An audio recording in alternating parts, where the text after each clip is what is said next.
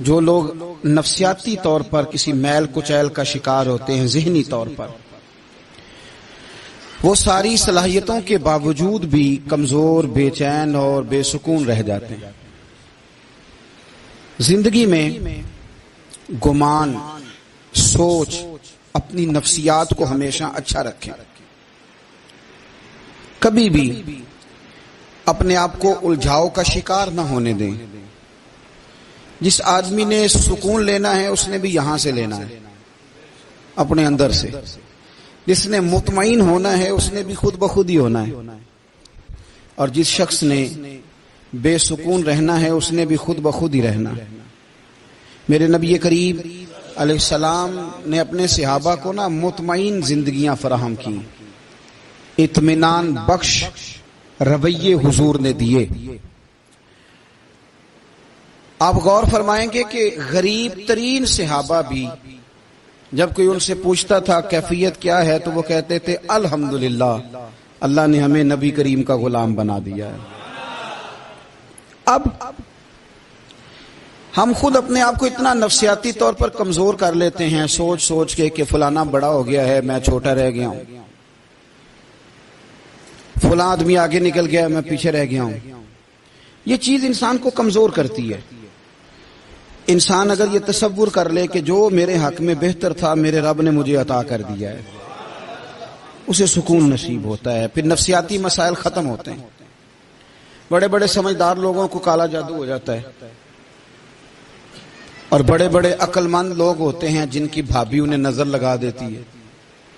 بڑے بڑے سمجھدار لوگ ہوتے ہیں کہ جن کی دکان کے آگے کوئی تعویذ پھینک جاتا ہے۔ بڑے سمجھدار لوگ ہیں لیکن وہ چھوٹی چھوٹی باتوں سے اتنے کمزور ہو گئے کہ سانپ سے ڈرتے ڈرتے رسیوں سے بھی ڈرنا شروع کر دیا۔ رسیوں سے، وہ جی میں صبح کل چل رہا تھا تو میرے پیچھے کوئی چل رہا تھا تو میں نے کہا سایہ ہوگا آپ کا، وہی ساتھ چلتا ہے۔ ایک حدیث ہے ترمذی شریف کی، سے یاد کر لیں، بڑا نفع دے گی۔ میرے نبی کریم علیہ السلام نے فرمایا اگر ساری دنیا مل کے بھی تیرا نقصان کرنا چاہے تو جب تک رب کی مشیت نہ ہو تیرا نقصان ہو نہیں سکتا۔ ختم ہو گئی بات، باہر آ جائیں اس چیز سے۔ اور فرمایا سارے زمانے کے لوگ مل کر تیرا نفع کرنا چاہیں تو جب تک اللہ نہ چاہے وہ تیرا کوئی نفع کر نہیں سکتے۔ نقصان بھی اللہ کی مشیت پہ ہے، نفع بھی اللہ کی رضا پہ ہے، تو پھر آپ بلا وجہ لوگوں کو دیکھ کر ٹینشن کیوں لیتے ہیں؟ پریشانی کاہے کی ہے؟ آزمائش کس بات کی ہے؟ اپنے آپ کو سکون دیں، اپنے آپ کو مطمئن کریں، کہیں رب بڑا ہی مہربان ہے، اس نے جہاں اچھا سمجھا ہے وہاں اس نے مجھے رکھا ہے۔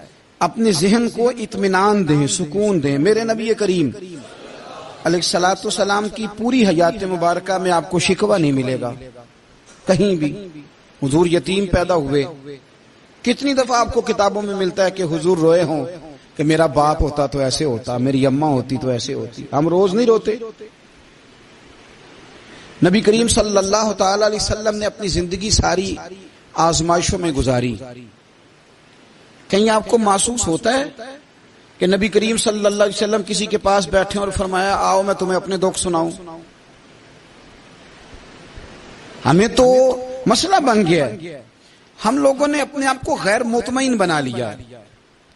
ہم ان ساری چیزوں کی ڈیمانڈ کرتے ہیں جو ہمارے مالک نے مناسب نہیں سمجھی ہمیں دینی۔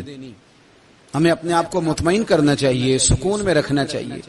اگر آپ تھوڑا سا اپنے آپ کو سکون دیں، اطمینان دیں، کہیں الحمدللہ، اللہ تبارک و تعالی جہاں جس کو چاہتا ہے وہاں اسے بٹھا دیا کرتا ہے۔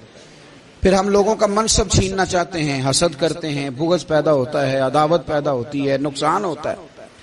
فطری طور پر جو صلاحیتیں اللہ نے دی ہوتی ہیں ان کو بھی زنگ لگ جاتا ہے، زنگ لگنے لگتا ہے ان سب چیزوں کو جو اللہ نے اپنے فضل سے ہمیں دی ہوتی ہیں۔ تو بات کو یاد رکھیں، زندگی میں آپ مطمئن ہو جائیں کہ رب کریم نے جو دیا ہے وہ کمال ہی دیا ہے، کمال ہی۔